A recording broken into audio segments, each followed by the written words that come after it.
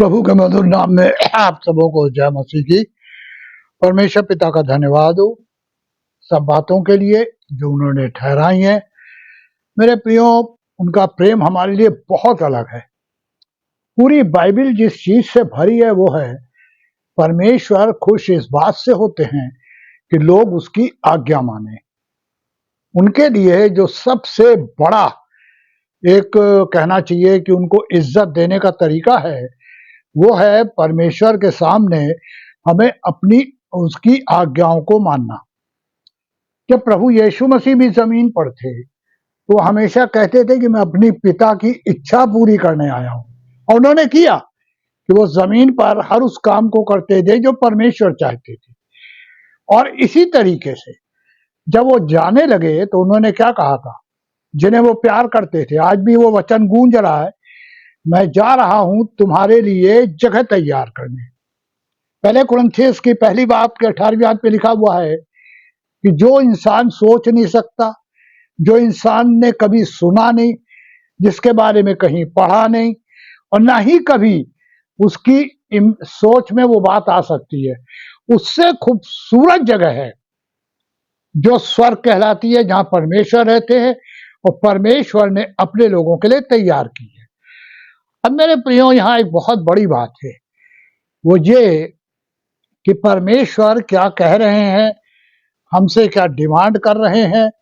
यीशु मसीह जिस जगह तैयार करने गए, हमको लेने आ रहे हैं, तो उसमें उन्होंने इस नए साल में जो हमको नई नई चीजें बताई वो ये है कि जो मुझ में है वो नई सृष्टि है, पुरानी बातें सब बीत गई, देखो नई हो गई।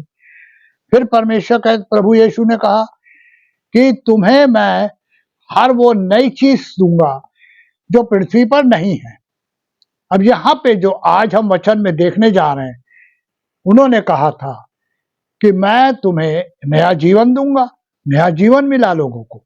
आज भी उनके पास जमीन पर भी है, स्वर्ग जाएंगे तो है ये नया जीवन। लेकिन आज जिस बात को मैं आपके साथ बांटने जा रहा हूं वो अभी नए साल में हम नई चीजों के बारे में देखेंगे। वो है प्रकाशित वाक्य 3, उसकी हम लोग चलते हैं 12वीं आयत में। वहां लिखा है, जो जय पाए, कहा संसार उसके ऊपर, अपनी अभिलाषाओं के ऊपर, शैतान की प्लानिंग के ऊपर। लिखा है, जो जय पाए उसे मैं परमेश्वर के मंदिर में एक खंबा बनाऊंगा। परमेश्वर के मंदिर में कोई खंबा नहीं है, मीन्स एक एस्टेब्लिश, परमेश्वर हमको स्थिर स्थान देंगे स्वर्ग में जो खंबे की तरह होगा। और क्या लिखा है, और वो फिर कभी बाहर नहीं निकलेगा, और मैं अपने परमेश्वर का नाम और परमेश्वर के नगर अर्थात नए यरूशलेम का नाम जो मेरे परमेश्वर के पास से स्वर्ग से उतरने वाला है, और अपना नया नाम उस पे लिखूंगा। आज जिस चीज के बारे में हम बातचीत कर रहे हैं वो है अपना नया नाम उस पर लिखूंगा। यानी परमेश्वर हमको जो स्वर्ग में एक और नई चीज देने जा रहे हैं वो है उनके द्वारा दिया गया एक नया नाम। अलग अलग प्रचारक इसको अलग अलग तरीके से इंटरप्रेट करते हैं, लेकिन मेरे प्रियो मैं वो बता रहा हूं जो परमेश्वर ने मुझे सिखाया इन दिनों में। वो ये है, परमेश्वर हमको एक नया नाम देने जा रहे हैं। उन्होंने जो दर्शन देखा, उनको हमेशा नई चीजें दिखाई बताई गई हैं। उन्होंने एक नए यरूशलेम को स्वर्ग से उतरते हुए देखा। मेरे प्रियो, पुराना यरूशलेम हम सब जानते हैं कहाँ है, कैसा है, लेकिन परमेश्वर के हाथ से परमेश्वर के लोगों के लिए एक नया यरूशलेम उतरते हुए यूहन्ना देख रहे हैं। और उसमें वचन बता रहा है कि क्या बोला, मैं तुझे एक नया नाम दूंगा। नया नाम कैसा होगा ये कोई नहीं जानता, क्या होगा ये भी कहीं नहीं बताया गया। हाँ, 2 जगह हल्का सा रेफरेंस है। प्रकाशित वाक्य उसका 21वां बाब उसकी 2री आयत, वहां पे भी परमेश्वर ने इससे संबंधित एक वाक्य यूहन्ना को दर्शन में दिखाया। उन्होंने लिखा है, पुराने नियम में यशाया 62 और 65 10:15 में भी इसका वर्णन यशायाह भविष्यवक्ता ने किया। इसीलिए यशायाह भविष्यवक्ता की पुस्तक को कहा जाता है यह संपूर्ण बाइबिल है, क्योंकि संपूर्ण बाइबिल में 66 पुस्तकें हैं और उसमें 39 पुराना नियम से रिलेटेड, 27 नए नियम से रिलेटेड, और यहाँ पूरी बाइबिल भी 66 पुस्तकों में बटी हुई है। तो 39 पुराने और 27 नए। मेरे प्रियो, परमेश्वर ने इतना हर चीज को सेट कर दिया वचन के अंदर कि जब हम पढ़ेंगे हमको हमेशा नई चीज मिलेगी। वचन की हर स्थिति हमेशा नई चीजों के बारे में बात करती है। अब यहाँ यशायाह ने भी वही दर्शन देख के बड़ा प्यारी तरीके से लिखा, प्रकाशित वाक्य। तो हम वचन की गहराई में जाएं तो इनको ये समझ में आ जाएगा कि परमेश्वर ने यहाँ नया नाम जो है उसको यहाँ पृथ्वी पर लिख के यूहन्ना को बताया क्यों नहीं। देखिए, हम सबका जो नामकरण होता है ना, जो बैप्टिज्म में हमें नाम मिलता है, तो सरनेम पिता के लिए होता है, फॉरेन में सरनेम मदर का होता है, और हमारे देश में हमेशा एक अलग अलग नाम सबके इंडिविजुअल होते हैं और फिर लोग उस नाम से ही उनको बुलाते हैं। कई बार बड़े भाई छोटे भाइयों का नाम रख देते हैं, माता पिता उसको फॉलो करने लगते हैं। तो ये तो जो पृथ्वी के नाम है ये मनुष्यों के दिए और बताए हुए हैं। लेकिन अगर यहाँ नाम बता दिया गया होता यूहन्ना को, तो पृथ्वी लोग फौरन उस नाम को लिखना शुरू कर देते। जैसे 12 चेले थे प्रभु के, उन 12 चेलों के बारे में नाम दिया और पौलुस और उसके संग बहुत से लोगों का नाम दिया गया। नए नियम पुराना नियम नामों से भरा है।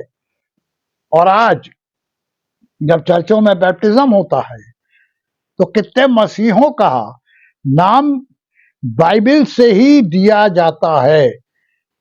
और कितनी अजीब सी बात है कि लोग कभी भी इस बात को अपने अंदर नहीं रख के सोचते हैं कि ये परमेश्वर के द्वारा वचन के अंदर का नाम है। क्या हम उस नाम को फॉलो कर रहे हैं? क्या हम उस नाम को फॉलो करेंगे? हमारे जीवन में क्या वो नाम फॉलो होगा? मेरे प्रियो, ये हम लोग नहीं सोचते हैं कि उसको वो इज्जत दे जो वचन में दी गई है। लेकिन हम बहुत से लोगों को जानते हैं, या मैंने बहुत से लोगों से मुलाकात की है, इतने प्यारे बिब्लिकल नेम हैं, पर अगर उनसे पूछो आप भवन जाते हैं परमेश्वर के, तो पता चलता है फेस्टिवल क्रिश्चियन है। सिर्फ बड़े दिन और नए साल में जाते हैं, बाकी दिन वो जाते ही नहीं है। कहते क्या करने जाएं। और कुछ लोगों की तो बड़ी अलग आरज़ू है, उनके आर्गुमेंट अलग होते हैं। अरे साहब, एक ही दिन तो छुट्टी मिलती है, बहुत से काम होते हैं, अब चढ़ जाके क्या करेंगे 2 घंटा। उन्हें परमेश्वर से मतलब नहीं, संगति से मतलब नहीं, उन्हें बस एक बात से मतलब है, अपने बारे में सोचना। और मेरे प्रियो, हमको हमेशा शैतान की ओर से जो चीज दी जाती है वो ये, अपने बारे में सोच। वहां किसने देखा क्या? हमको ये सोचना है कि जब हम पृथ्वी पर हैं तो हम क्या तैयार हो रहे हैं प्रभु के यहाँ जाने के लिए। क्योंकि वचन में लिखा है कि पलक के झपकने में देर हो सकती है, प्रभु यीशु के आने के दिन में देर नहीं होगी। पता नहीं कितने लोग उस समय तैयार होंगे, प्रार्थना में जीवन होगा, हमेशा प्रभु से बात करते हैं। बहुत कम लोग, इसीलिए लिखा बुलाए हुए बहुत हैं, चुने हुए बहुत थोड़े हैं। अभी चुनों में विश्वासी। तो मेरे प्रियो, हर मनुष्य के लिए परमेश्वर ने अभी द्वार खोल रखा है, पर उनका ये जो सबसे बड़ी इच्छा है, उनकी आज्ञाओं को फॉलो करें, परमेश्वर को प्यार करें, तो परमेश्वर की आशीष हम पे आएगी।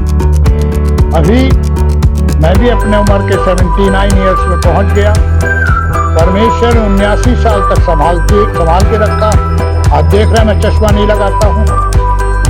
जीने की बीमारियां नहीं है, लेकिन हाँ जिन चीजों की आवश्यकता है वो है परमेश्वर को वचन का पढ़ना और परमेश्वर के चरणों में बैठना।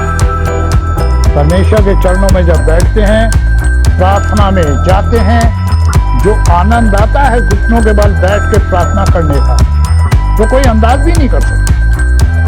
कोरोना फैला, मुझे भी हुआ, लेकिन कोरोना नहीं हुआ, तुरंत काइटिस। अभी भी उसका असर है, खांसी होने लगती है, पर उससे डर नहीं लगता, क्योंकि हम जानते हैं मेरे प्रिय कि जिसने पृथ्वी पर दुख उठाया, पहला पत्रस 4:1 में लिखा है, स्मरण रखो जिसने पृथ्वी पर दुख उठाया वो पाप से छूट गया। हाँ, पृथ्वी पर हमें तकलीफ उठानी है, जिसम प्रार्थना करते हैं, परमेश्वर सहने की शक्ति देते हैं, लेकिन हमें तैयार हो जाना। क्या हम तैयार हैं?